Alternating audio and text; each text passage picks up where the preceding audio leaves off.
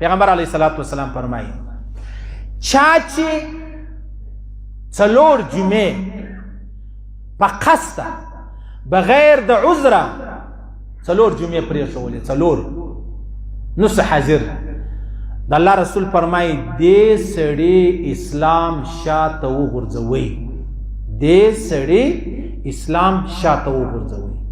بیا د الله رسول فرمایي کم سړی چې جمعې ته حاضر نسو عذر یې نه درلودی الله رب العزت د ده پر زړه باندې سټیمپ مهر ولګوي بیا دی په غافلانو کې شمار سي او غافلان چې دی هغه به جهنم ته راځي بیا د الله رسول فرمایي په سمه درته وایم تاسو د جمعې لمنځونه مه پرېږدئ که تاسو لاپرواهي اختیار کړه الله رب العزت په تاسو سره لاپرواهي اختیار کړه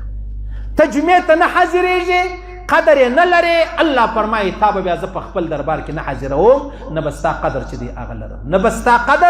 دی هغه لرم روایاتو کې راځي عزیزان پیغمبر علیه الصلاۃ والسلام فرمایي کم سړی سهار لمونځ یې وکړي بیا د جمعې دپاره تیاري کول نوکان یې پرې کړو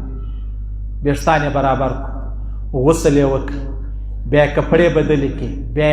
تیل ولګول بیا خوشبو ولګوله را روان سو رالی مسجد لري چې دی رالی اول صف لري ځان را ورسوي اول صف لره ټیک سولو دی رالی د الله رسول فرمایي پر هر قدم الله ودته د یوه کال د روزو نفلي روزو ثواب چې دی هغه ورکوي د کوره راووتلې غسل دې وکړي کپړې دې بدلې کړي خوشبو دې ولګوله رالی را روان سوې هله په اول وخت کې مسجد لره رالی کښېنستلې پر هر قدم علامه بیهقي روایت را نقل کړی دی پر هر قدم الله د یوه کال د روزو او د یوه کال د تهجد د لمانځه ثواب تاته درکوي تهجد او پر هر قدم بیا چې سړی څونه لیري هغونه دی قدمونه اخلي پر هر قدم باندې رالی مسجد تیزان را ورسوي اول کې کښېنستی په اول کې اول دلته سړی ناوخته رالی ده که دا خلک چې اوس راځغلي ناوخته را روانې بیا اول صف له راځي اجي هغه د هلته کښېنه د هلته نو سړی ناوخته رالی بیخي زما خطبه ویل کېدله چې رالی اول صف لره بیا ما لمانځه بعد ته مالته ولې اول صف له راځغلي خیر خو به یې ول مولي صاحب زه ډېر راباندې ناوخت سو په ازارګنجي کې نو مان نو بیا وی الله وی اول صف لره ځئ ما ویلې بس نو زه به دی تورې نه وایم چې په هغه کې بیا سیم خوا به داسې مال بلوز به نه راځي ته په ازارګنجي کې خپلې ګټې کوې بیا به را روانې د خطبې پر ټیم باندې خلک پرې 11 بجې راغلي دا تېره جمعه د چمنه سالکان علیحده د جمعې لمانځه له راغلي وو ښه او ته به د دا بلې ګلۍ سره روان یې ګپه به نه سره جوړو د الله رسول فرمایي اوس نو په غور واورئ نو یو سړی رالی د جمعې لمانځه لره چې رالی تر خلکو یې پښې نه اړولې او رالی کښېنستی وعظ خطبه دا یې په غور واورېدله د تیرې جمعې څخه تر نن جمعې چې څه ګناوې کړې وې الله هغه ورمعاف کړي مسلم شریف حدیث دی 3 ورځې لا پر بالا او بیا پیغمبر علیه الصلاۃ والسلام فرمایي ناوخته سړی رالی او بیا تر خلکو پښې اړولې د الله رسول فرمایي د جهنم دپاره خپل پل جوړ کړه بیا پر داغه پل باندې جهنم لره ولاړ او بیا د الله رسول فرمایي چې دا کله یو سړی خوشبو ولګي او چې کله یو سړی کاروبار دی مزدور دی د مزدورۍ کار دی نو ستړی دی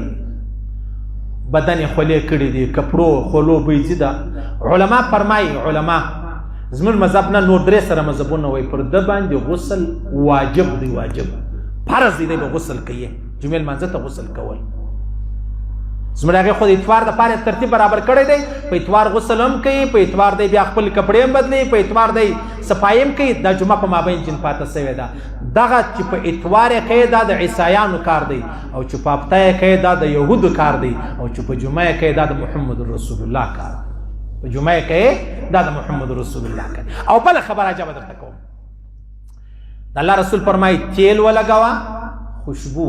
خوشبو نو د الله رسول فرمایي چې کله یو سړی د جمعې لمانځه لره روان سو پر هر قدم الله د یوه کال د روزو نفلي روزو ثواب ورکوي پر هر قدم الله د یوه کال د تهجد د یوه کال تهجد د لمانځه نفلي لمانځه ثواب تهجد خو نفل دی د دې ثواب الله ورکوي بیا پیغمبر علیه الصلاة والسلام فرمایي چې کله یو سړی سهار غسل وکړي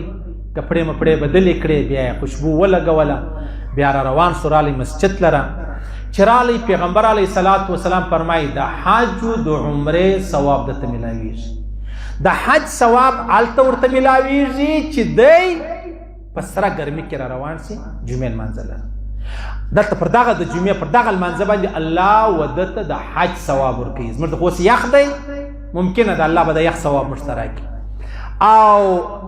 د ګرمۍ ثواب د الله رسول یو حج ګڼلی دی بللی دی او چې بیا د جمعې د لمانځه څخه ما بعد د مازدیګر د لمانځه د تیارۍ دپاره کښېنستی ذکر تلاوت قرآن استغفار درود شریف دا یې وایي مازدیګر لمونځ هم په جومات وکړي د عمرې علیده ثواب الله ودته ورکوي د عمرې علیده ثواب الله رب العزت ودته ورکوي او د الله رسول فرمایي چا چې په خطبه کې خبرې کولې د دې داسې مثال دی لکه پر هغه خره باندې سړی کتابونه وولي او که بیا بل چا ورته ویل خبرې مه کوه خطبه شروع ده د الله رسول فرمایي و دې سړي ته د جمعې ثواب هم نه میلاویږي اخو وچ و ته هم پر ده باندې برابر شوې ته هم پر ده باندې پیټ شولې او بیا د الله رسول فرمایي چې دا مازې د جمعې ورځ شوله ملایکې راشي د جمعې مسجد په دروازه کې ودرېدل چې ودرېدلې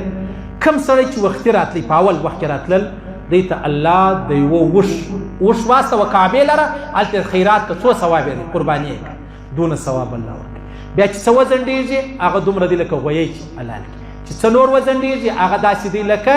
څه چې حلال کړي څلور وځنډېږي هغه داسې دی لکه چرګ چې حلال کړي څلور وځنډېږي هغه داسې دی لکه هګۍ چې صدقه و خیرات کړي او چې دلته امام خطبې ته ودرېدی ملایکې کتاب بند کړي دا د خلکو نمونه لیکي څوک رالی څوک نه رالی کتاب بند کې ملایکې هم خطبه اوري هغه خلک راشي هغه میسجان کوي زه ورته وګورم